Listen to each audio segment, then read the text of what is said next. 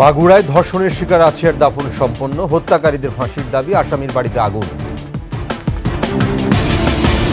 শিশু আছিয়া হত্যার প্রতিবাদে মশাল ও কফিন মিছিল, স্বরাষ্ট্র উপদেষ্টার পদত্যাগ দাবি। মোবাইল ফোন চুরির অপবাদে মধ্যযুগীয় কায়দায় নির্যাতন, গাছে বেঁধে পেট্রোল দিয়ে আগুন।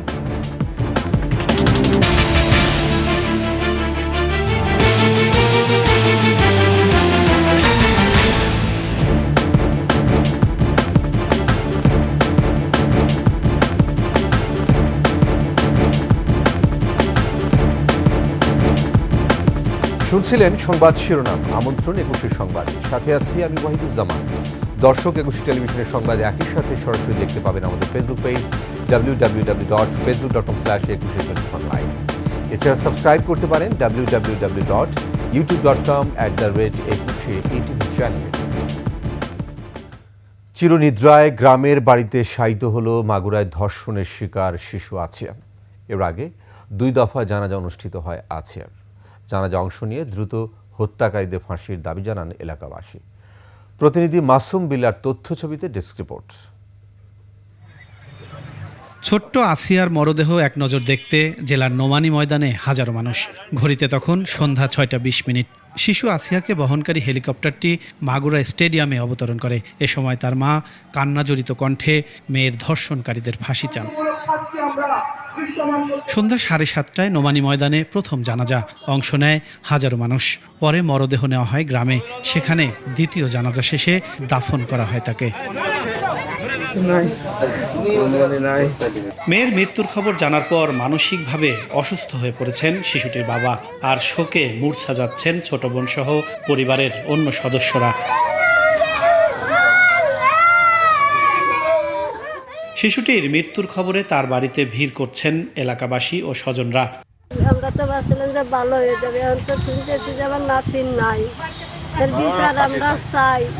মনির জাম্মা মৃত্যু সাত করেছে, এরাও ওইভাবে মৃত্যু সাত করবে। আসিয়া যে মৃত্যুবরণ করেছে এর সঠিক এবং উপযুক্ত বিচার আমরা দাবি করছি।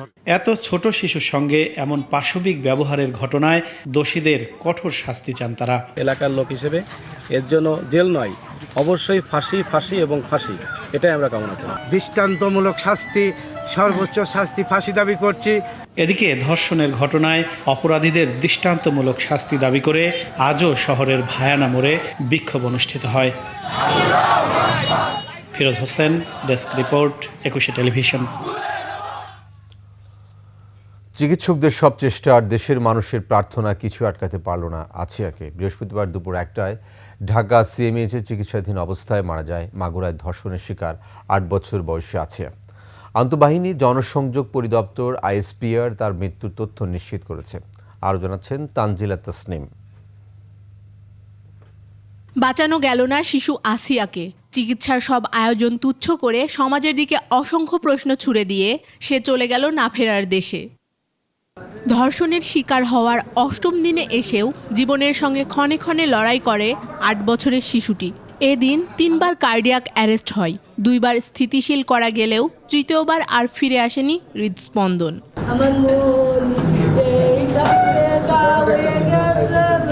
নিষ্ঠুরভাবে ধর্ষণ করা আসিয়ার ধর্ষকদের সর্বোচ্চ শাস্তির দাবি করেছেন সন্তান হারানো মা। ওরকম মৃত্যু চাই, আমার মনে যেরকম প্লেটে কাটছে, গলায় ফাঁস দিয়েছে, ঠিক সেরকম বিচার চাই আমি আপনাদের কাছে। ওইরকম ফাঁসি দিয়ে যেন ওর মারে, ওইরকম যেন ওর প্লেটে কাটে। আমার যে না আমার লোককে যে কষ্ট দিচ্ছে না, আমি নিজে ইচ্ছা দেখতে চাই এরকম ফাঁস দিয়ে ওরা। মৃত্যুর খবর পেয়ে ঢাকা সিএমএইচে আসেন জাতীয় নাগরিক পার্টির নেতা হাসনাত আবদুল্লাহ, সার্জিস আলম, জুলাই আন্দোলনের চেনা মুখ উমামা ফাতেমা। আমাদের বোনকে আমরা যেভাবে হারালাম, এর জন্য যারা দায়ী তাদের সর্বোচ্চ দৃষ্টান্তমূলক যে শাস্তি, মৃত্যুদণ্ড, সেটাকে যে কোনোভাবে, যে ৯০ দিনের একটা সময় দেওয়া হয়েছে বেঁধে, এটার মধ্যে শেষ করা। পরে সেনাবাহিনীর হেলিকপ্টারে শিশু আসিয়ার মরদেহ নিয়ে যাওয়া হয় মাগুরার গ্রামের বাড়িতে। তানজিলা তাসনিম, ২১ টেলিভিশন, ঢাকা। এদিকে অভিযুক্ত আসামি হিটু শেখের বাড়িতে আগুন ধরিয়ে দিয়েছে বিক্ষুব্ধ জনতা। সন্ধ্যার পর মাগুরার নিজ নান্দ আলী মাঠপাড়া এলাকার বাড়িতে গিয়ে হিটু শেখের বসতঘরে অগ্নিসংযোগ করে তারা। একই সাথে স্থানীয় জনতা ধর্ষক হিটু শেখ ও তার পরিবারের সদস্যদের আগামী 7 দিনের মধ্যে দৃষ্টান্তমূলক শাস্তির ব্যবস্থা না করলে দুর্বার আন্দোলন গড়ে তোলার হুঁশিয়ারি দেন।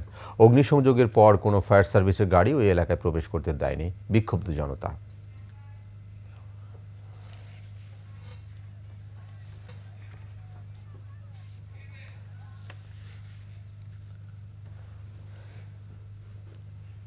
শিশু আসিয়া হত্যার প্রতিবাদে ঢাকা বিশ্ববিদ্যালয়ে মশাল মিছিল ও কফিন মিছিল করেছে দুটি সংগঠন। মিছিল শেষে রাজু ভাস্কর্যের সামনে জড়ো হয়ে তারা ধর্ষকদের ফাঁসির দাবি জানায়। এ সময় স্বরাষ্ট্র উপদেষ্টা পদত্যাগেরও দাবি জানানো হয়। সোহেল সামির রিপোর্ট। নৃশংস ধর্ষণের শিকার শিশু আসিয়ার মৃত্যুর সংবাদে উত্তাল হয়ে ওঠে ঢাকা বিশ্ববিদ্যালয়। সন্ধ্যায় রাজু ভাস্কর্যের পাদদেশ থেকে মশাল মিছিল বের করে সাধারণ শিক্ষার্থীরা। এ সময় তারা স্বরাষ্ট্র উপদেষ্টার পদত্যাগ চেয়ে স্লোগান দেয়। সেই ধর্ষকের সর্বোচ্চ শাস্তি মৃত্যুদণ্ড নিশ্চিত করতে হবে এবং সেটার যে বিচারিক প্রক্রিয়া সেটা যত দ্রুত সম্ভব শেষ করতে হবে। আমাদের বোনেরা নিরাপদে রাষ্ট্রে বসবাস করতে পারবে, এর জবাব কি স্বরাষ্ট্র মন্ত্রণালয় দিতে পারবে? পরে কফিন মিছিল নিয়ে রাজু ভাস্কর্যে সমবেত হয় ধর্ষণ বিরোধী মঞ্চ। এ সময় ধর্ষণ বিরোধী স্বতন্ত্র দপ্তর প্রতিষ্ঠা সহ ধর্ষকের মৃত্যুদণ্ডের দাবি জানান তারা।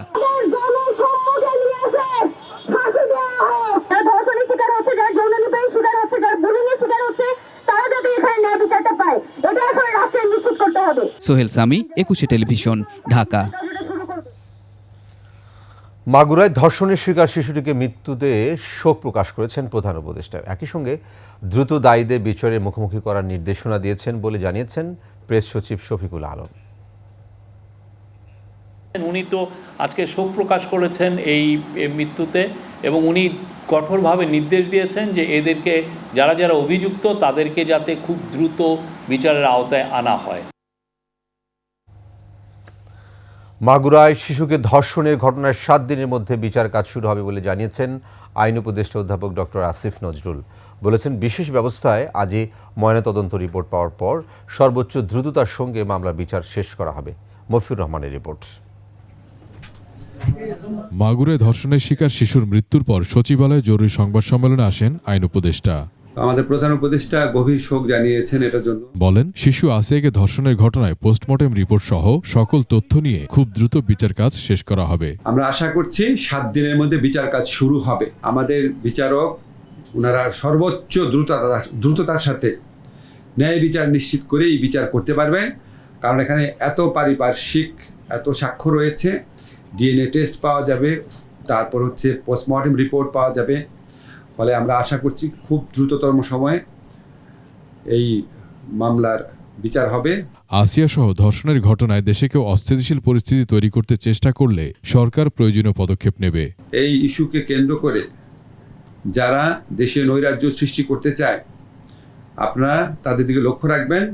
আমরা এই ইস্যুকে কেন্দ্র করে কোনো নৈরাজ্যকে আমরা বরদাস্ত করব না। ধর্ষণ ও বলাৎকারের মামলাগুলোর দ্রুত বিচার শেষ করতে বিশেষ ট্রাইব্যুনাল গঠন করা হবে। একই সঙ্গে 16 মার্চের মধ্যে নারী ও শিশু নির্যাতন দমন আইন সংশোধনের অধ্যাদেশ জারির চেষ্টা করা হবে। নারী ও শিশু নির্যাতন দমন আইনের অধীনে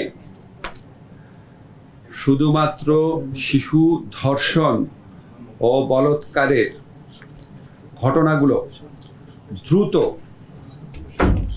উপযুক্ত বিচার নিশ্চিত করার জন্য আমরা স্পেশাল ট্রাইব্যুনাল গঠন করতে যাচ্ছি। 5ই আগস্টের পর খোলা অনেক পর্নো ওয়েবসাইট বন্ধ করার উদ্যোগ নেওয়া হয়েছে বলেও জানান আইন উপদেষ্টা। আমরা সবাই মিলে এটার দিকে লক্ষ্য রাখি। মফিউর রহমান, 21 টেলিভিশন, ঢাকা। সিরাজগঞ্জের রায়গঞ্জে 2য় শ্রেণীর শিক্ষার্থীকে ধর্ষণের অভিযোগ উঠেছে। ভুক্তভোগী শিশু শহীদ মনসুর আলী মেডিকেল কলেজ হাসপাতালে চিকিৎসাধীন। পুলিশ জানায়, গত রোববার শিশু যত্ন কেন্দ্র প্রকল্পের আওতায় এনজিও পরিচালিত আঁচল স্কুলে পড়তে যায় শিশুটি। এ সময় তাকে একা পেয়ে ওই স্কুলের শিক্ষিকার ছেলে ধর্ষণ করে বলে জানান শিশুর অভিভাবকরা। শিশুটিকে প্রথমে স্থানীয় চিকিৎসকের মাধ্যমে চিকিৎসা করা হয়। এতে অবস্থার অবনতি হলে সিরাজগঞ্জের শহীদ মনসুর আলী মেডিকেল কলেজ হাসপাতালে ভর্তি করা হয়। এই ঘটনার পর পলাতক রয়েছে অভিযুক্ত ধর্ষক। ভর্তি হওয়ার সময় যেরকম ছিল তার থেকে তার অবস্থা এখন অনেকটা ইমপ্রুভড। বাট মেন্টালি সে কিছুটা হচ্ছে ট্রমাটাইজ। শিক্ষক হলো ওই ছেলেটার মা, স্কুল হলো তাদের বাড়ি। মেয়ে ওই স্কুলে পড়তে গেছিল, তো বাড়িতেই যেহেতু ঘটনা, এক ফাঁকে ছেলেটা তাদের অন্য আর একটা ঘরে নিয়ে এই কাজটা করছে। হবিগঞ্জে সম্পত্তি নিয়ে বিরোধীর জেরে মোবাইল ফোন চুরির অপবাদ দিয়ে এক যুবকের উপর মধ্যযুগীয় কায়দায় নির্যাতন করা হয়েছে। অমানবিক নির্যাতনের পর গাছের সাথে বেঁধে পেট্রোল দিয়ে আগুন ধরিয়ে দেওয়া হয়। এতে ঝলসে গেছে ওই যুবকের শরীরের বিভিন্ন অংশ। হবিগঞ্জ প্রতিনিধি সৈয়দ এখলাসুর রহমান খোকনের তথ্য ছবিতে ডেস্ক রিপোর্ট। এভাবে জমি সংক্রান্ত বিরোধের জেরে মোবাইল ফোন চুরির অপবাদ দিয়ে জাহেদ মিয়ার ওপর চালানো হয় অমানবিক নির্যাতন। এক পর্যায়ে গাছের সাথে বেঁধে পেট্রোল দিয়ে আগুন ধরিয়ে দেওয়া হয়। এ সময় ঝলসে যায় তার শরীরের বিভিন্ন অংশ। শরীরের পুড়ে যাওয়া অংশে দেয়া হয় লবণ ও মরিচের গুঁড়া। বারবার বাঁচার আকুতি জানালেও ক্ষমা পায়নি সে। অবশেষে স্থানীয়দের সহায়তায় তাকে উদ্ধার করে হাসপাতালে ভর্তি করা হয়। আমি তো শুনলাম, আমি কিভাবে শুরু করি, তারপরে আমি হবিগঞ্জ জুডিশিয়াল ম্যাজিস্ট্রেটে আজকে মামলা দায়ের করি। আসামিদেরকে দ্রুত আইনের আওতায় আনার জন্য আমি বিনীতভাবে অনুরোধ জানাচ্ছি।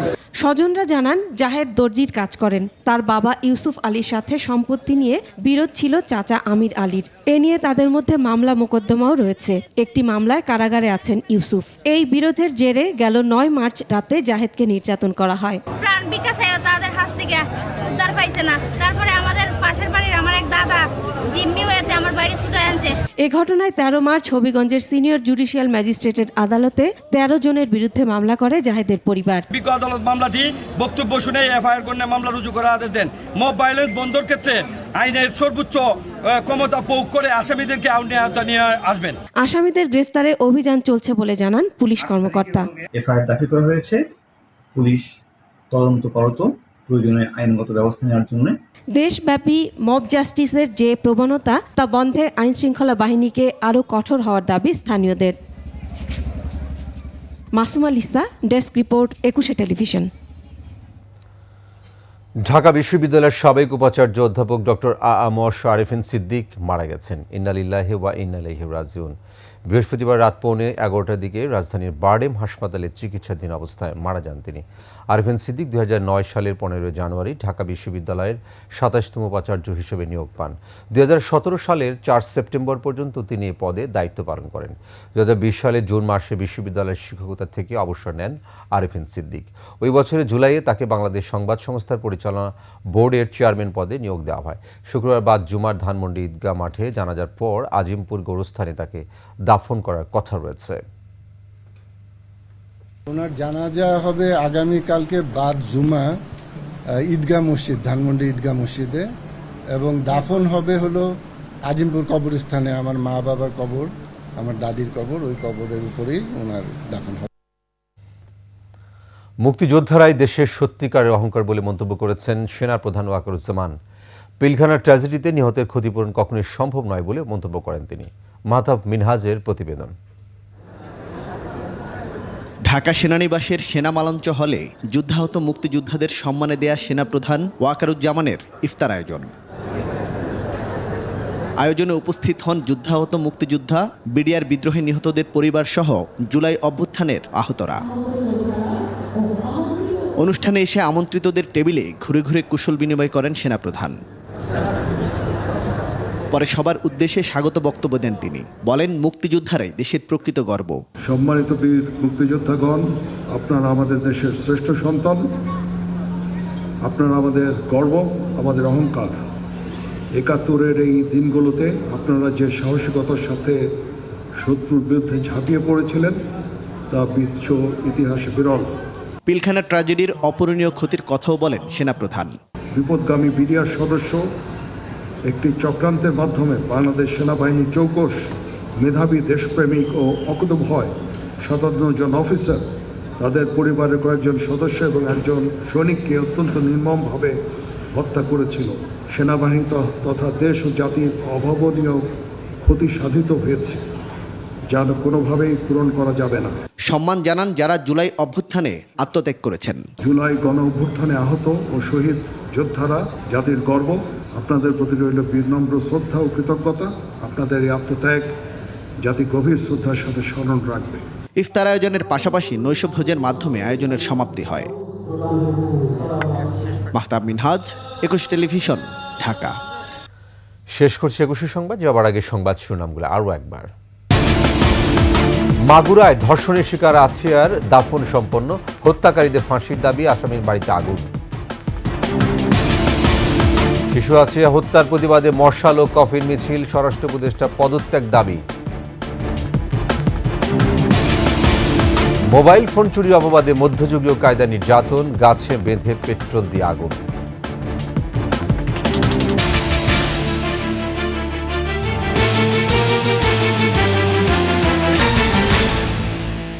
সর্বশেষ সংবাদ জানতে ডায়াল করুন 202 নম্বরে, আর ভিজিট করুন ekushe-tv.com ওয়েবসাইটে।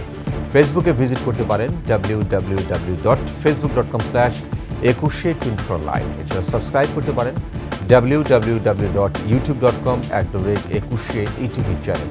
এতক্ষণ সঙ্গে থাকার জন্য ধন্যবাদ। পরবর্তী সংবাদ দেখার আমন্ত্রণ রইল 21-এর সাথে।